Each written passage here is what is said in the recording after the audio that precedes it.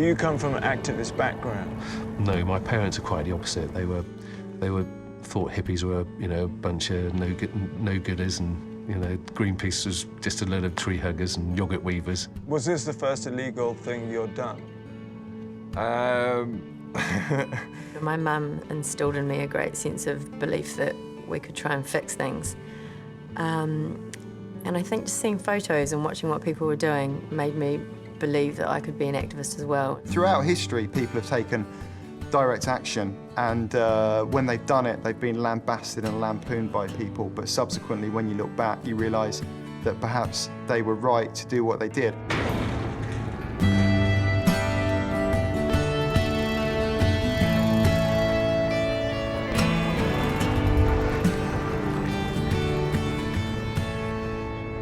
Getting into the chimney was fine. We walked through a giant roller door and shut it and turned the electrics off.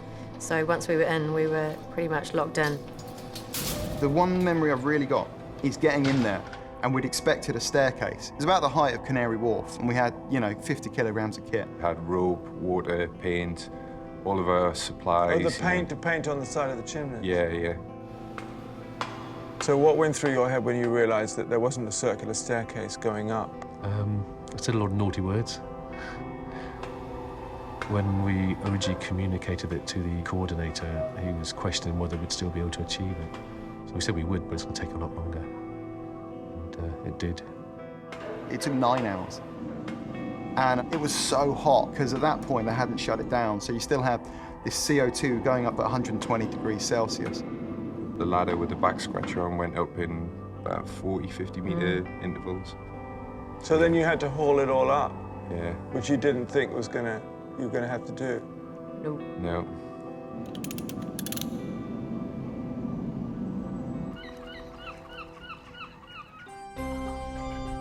I was based at the base of the chimney in a van. I had a campaigner with me and a press officer, and that's where the hub was for us for the day. Well, it's kind of like doing a military campaign, isn't it? Yes, it is, yes.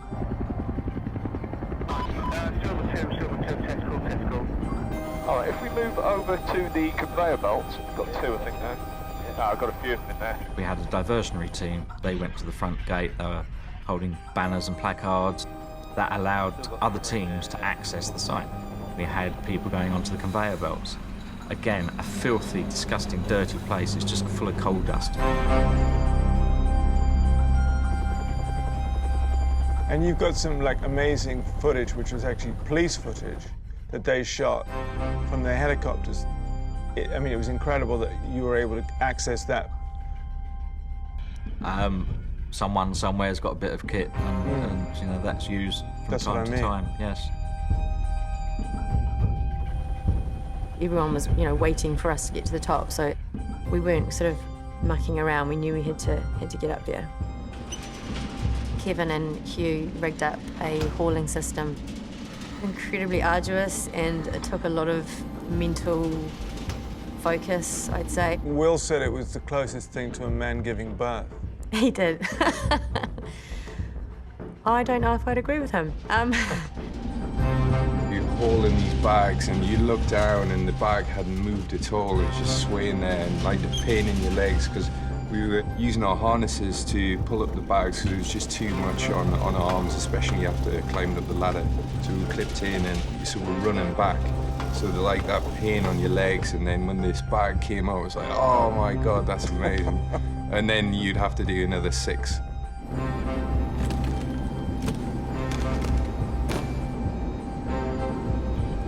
Just going up each kind of level, each step was just knackering, and just thinking, when is this going to end?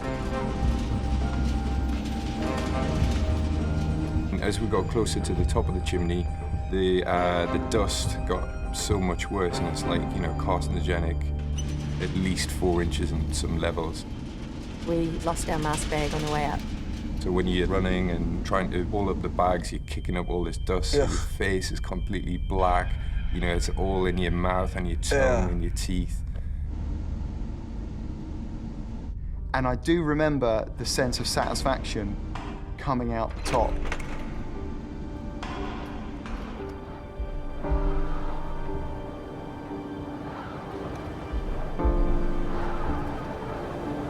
was just kind of pure soaring joy, like kind of endorphins exploding in the brain, like a firework of adrenaline. It was just insane.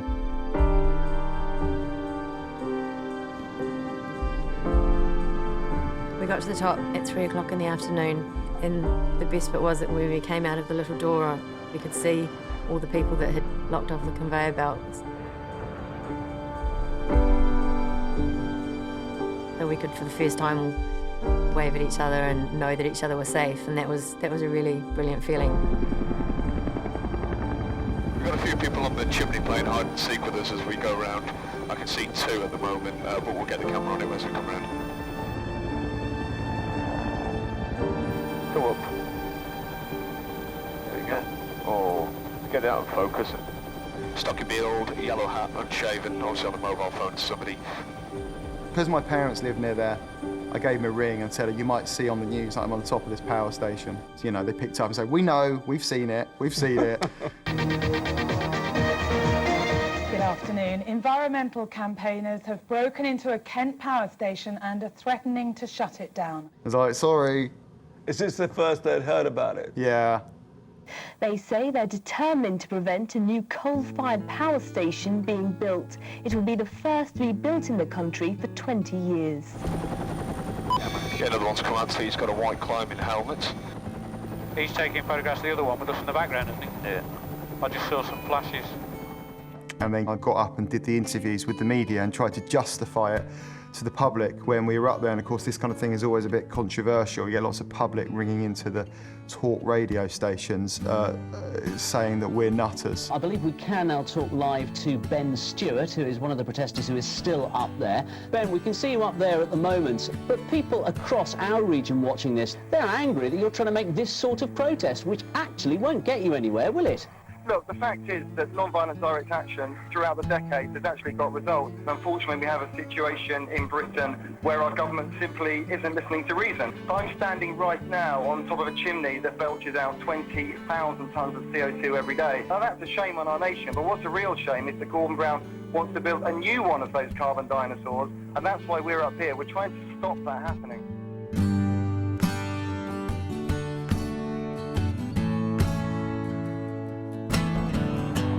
It took Kevin and Hugh quite a long time to rig up all the ropes.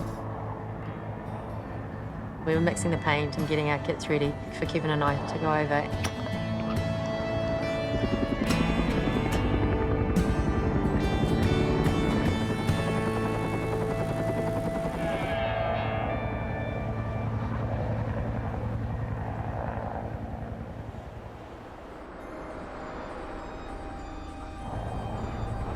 She hadn't been climbing long. There's not a lot of people that could just hop over the side like that. I've got bigger respect for her. How big is that chimney? It's either 209 or 220 metres.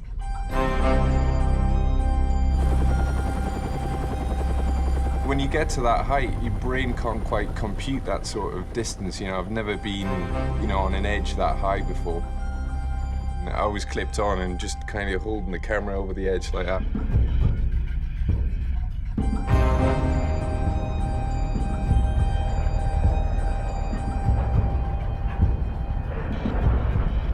Through the day, there was a lot of comments on the website, on the blog. Obviously, a lot of people weren't exactly behind what we were doing. I wired the pictures from the top of the chimney, and then they got back to the picture desk. And then the moment the picture of Emily going over the side went up, it completely changed people's attitudes. I felt slightly nervous and afraid, but I also felt like this is something that I'd been wanting to do for a very long time, so I felt quite honoured.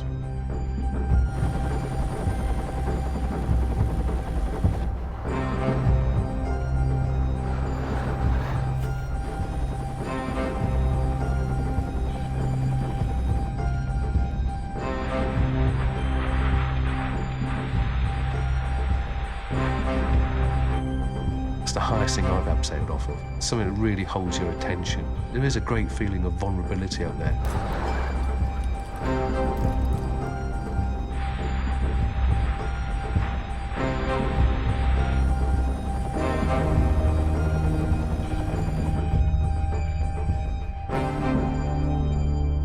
once I went over the side, it was not very nice at all. It was starting to get dark and felt a bit lonely and exposed.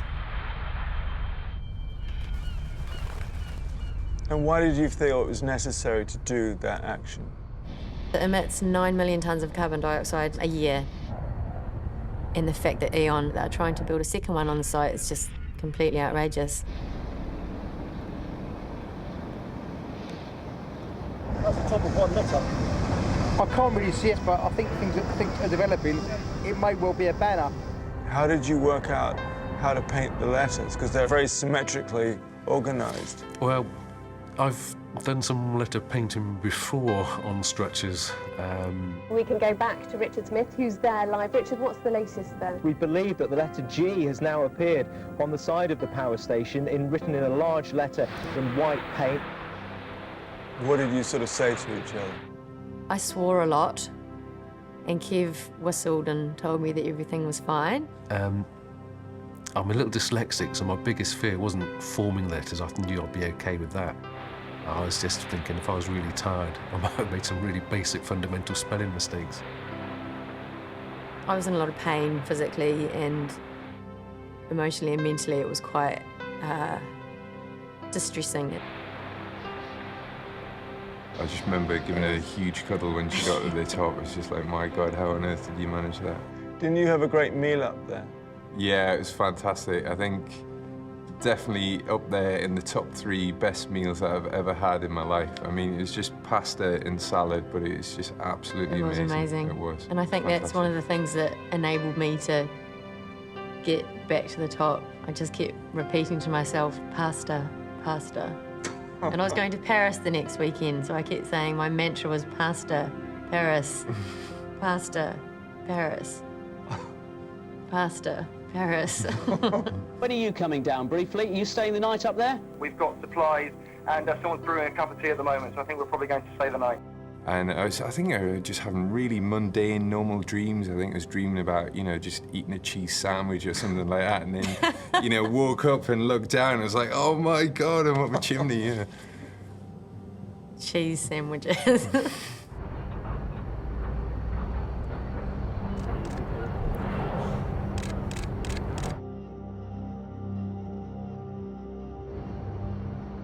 We didn't get to complete the slogan. The complete slogan would have been Gordon, bin it. When we finished the on Gordon, we were informed that there'd been a High Court injunction had been served on us and we had to cease our activities. I've got a huge respect for the police, and when we came down, they were incredibly friendly and really nice and looked after us. I think the key thing about direct action from our point of view is that it's always peaceful, it's always non-violent, and you never run away. When the police come and they arrest us, we always stand our ground and we always defend our actions, and we defend our actions in a court of law, sometimes in front of a jury.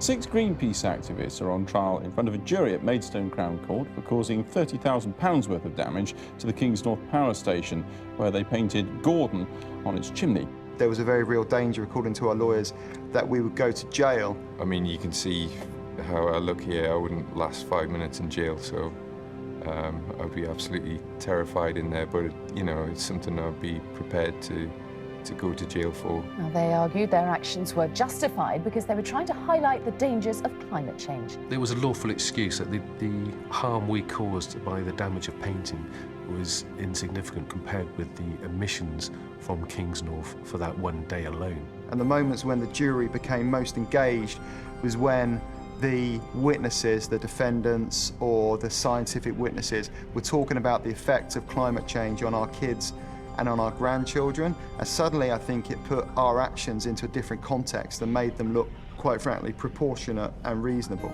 Today they called one of the world's leading climate change scientists to give evidence. Professor Jim Hansen in the middle here is the top NASA scientist who famously alerted the US Congress to climate change in 1988. World leaders are beginning to realize and publicly state that there is a real climate problem and we need to solve it. And yet the actions are inconsistent with that. Critics of the protesters said at the time is that they should have waited, like everyone else, for their opportunity to vote in the subsequent general election. The trouble with that is that this decision, which was going to be taken before the general election, would have bound us into a particular path for decades, and therefore we couldn't wait, or they couldn't wait, until the general election to really make a difference. We were all very nervous, and we'd put a lot of our time and energy, and there were a lot of people involved in that trial, and we all knew that a win would be an amazing thing. What's been on trial here has not been the actions of 6 Greenpeace activists, but the government's climate change and energy policy. And it's been put before a jury of 12 good people and true, and found wanting. The guy stood up, and so much depends on just this kind of one enunciation from a mouth. Is it going to be "no" or "gu," as in not guilty or guilty? And he went "no," and in that moment, it just all hell broke loose.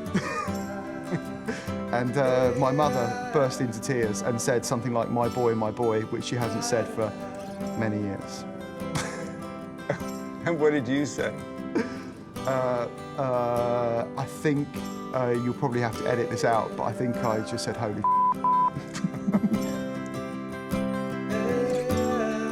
This verdict, we think, marks a tipping point for the climate change movement.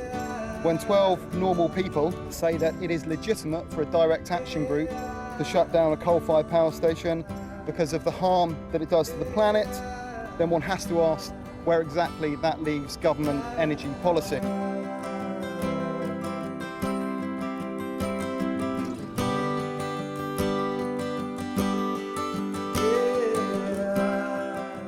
The Greenpeace acquittal and subsequent risk of future protest is bad news for any of the power firms seeking to build new coal-fired plants. I think I remember the feeling more than the actual event, if that makes any sense. Yeah. What we did that day was shut down a giant power station, which was a pretty big deal. But lots of people doing little things makes just as much difference. So I think by highlighting this issue, by effectively putting the brakes on this bad government decision, they were doing a service, in my view, which we will thank them for in the future.